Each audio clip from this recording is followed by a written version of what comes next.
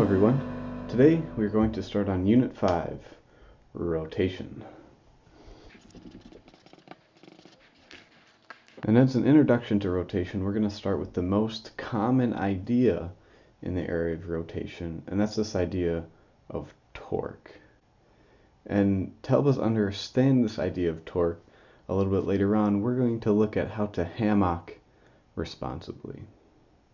But first, we need to ask ourselves the question, what is torque?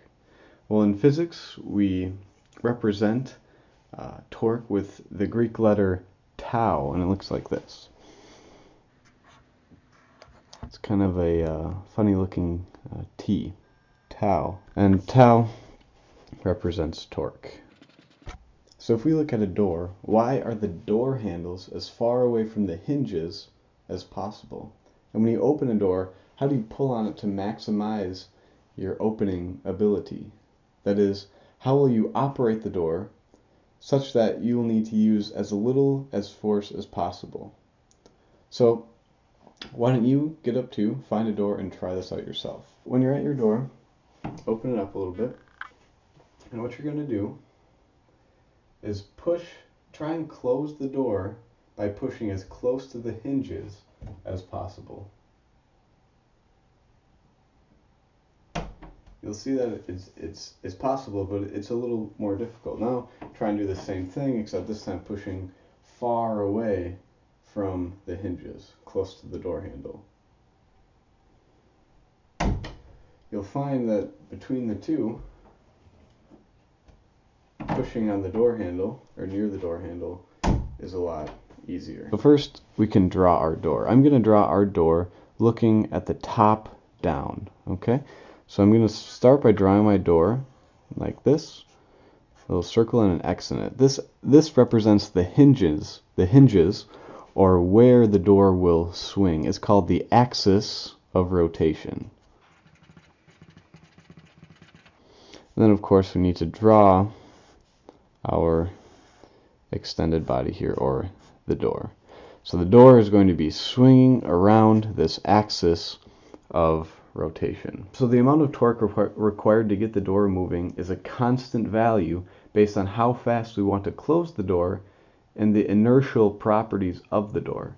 And we're going to talk about this tomorrow, but for now, but in a more qualitative sense, you can see that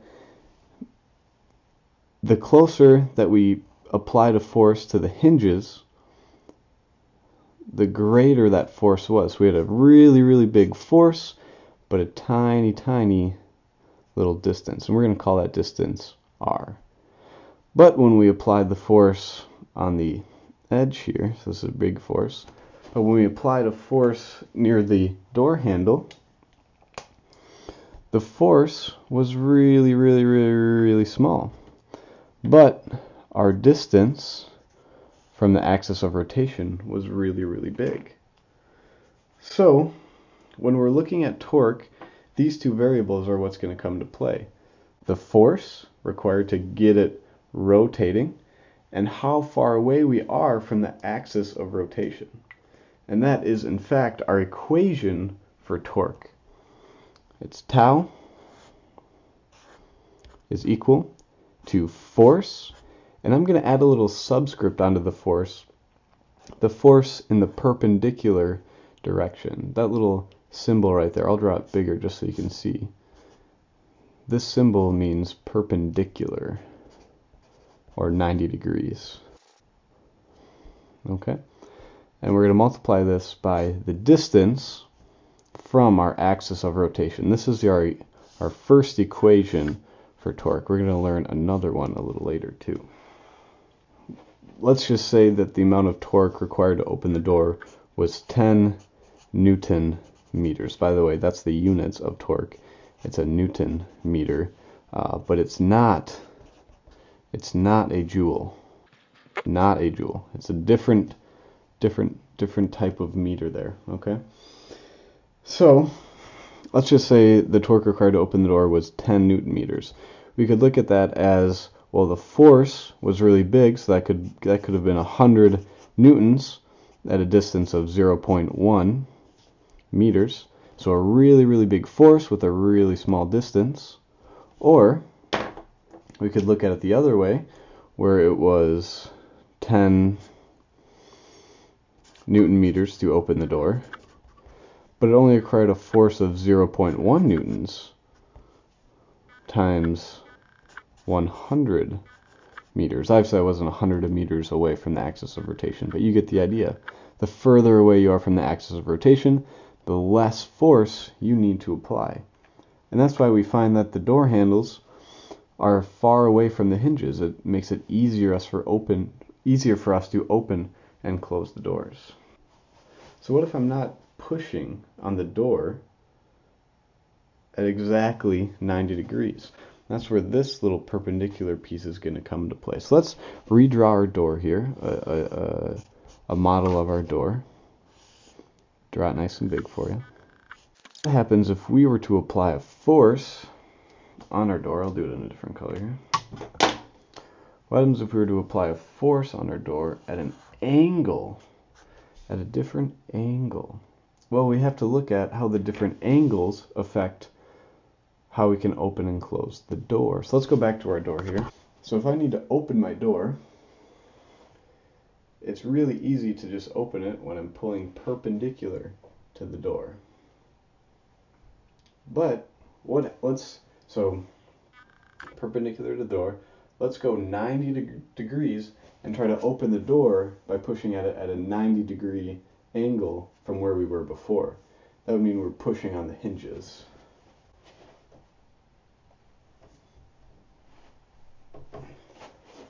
So we found that pushing on the hinges, or applying a force directly this way through the axis of rotation, didn't cause a rotation.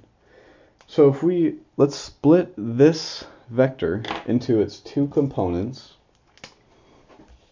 We have one component going straight up, and we have another component going to the left. This component of our force is pushing the door into its hinges, and therefore it can't rotate. So this component of our force is useless.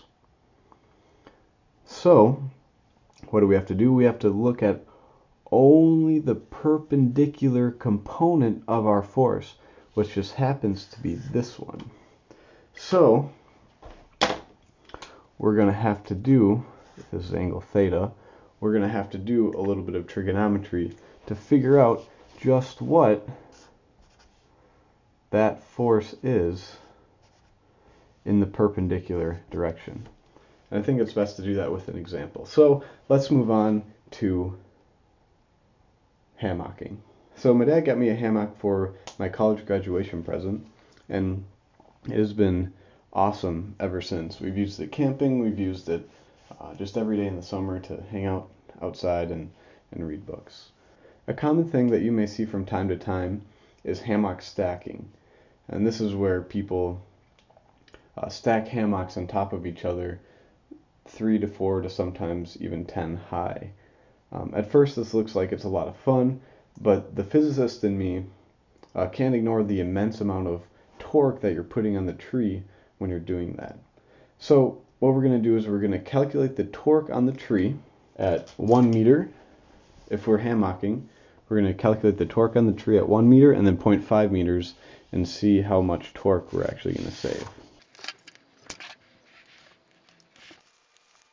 So here's our hammock suspended between two trees. So what we're going to do, we're just going to zoom in to this little area right here. So we're going to model our tree. Here's the axis of rotation. The tree is tipping over just with an extended rectangle there. Okay?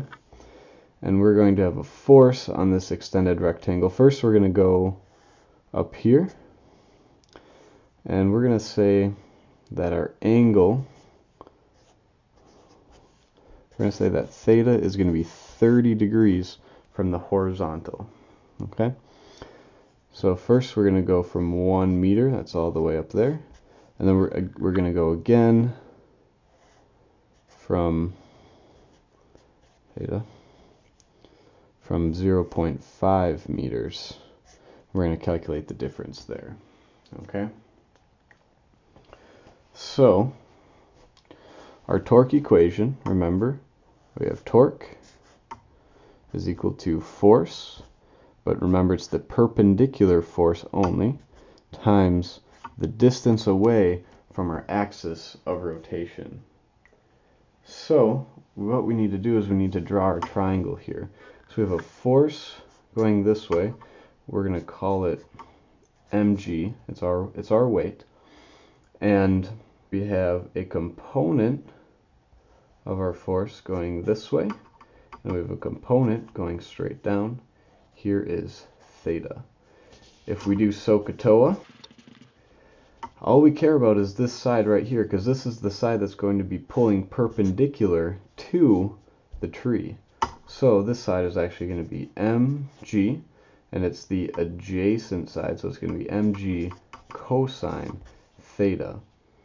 Okay, and that's going to be our perpendicular force. So we can plug that into our equation here. Torque is our mg cosine theta times our r. Hopefully this doesn't bother anyone. So we have torque is mg cosine theta times r. So for our 1 meter case, we have torque is equal to 70 kilograms times 9.8 meters per second squared times the cosine of 30 degrees. And that all times 1 meter. And if we calculate that, we get that the torque here is equal to 594.1 Newton meters. That's a pretty big torque. Now let's say we lower our hammock to half the distance, to 0.5 meters. Well, that's just going to be half of that. So that torque is just then going to be 197.0 Newton meters. Just by lowering your hammock a half a meter, you're going to cut the amount of torque in half. So just as a reference of what a large torque is, my Honda Civic can put out a torque of about 270-ish Newton meters. So even having your hammock just half a meter up the tree puts as much torque on it as a car can put out. Lucky for us though, in a tree, we know that trees have really deep root systems that help them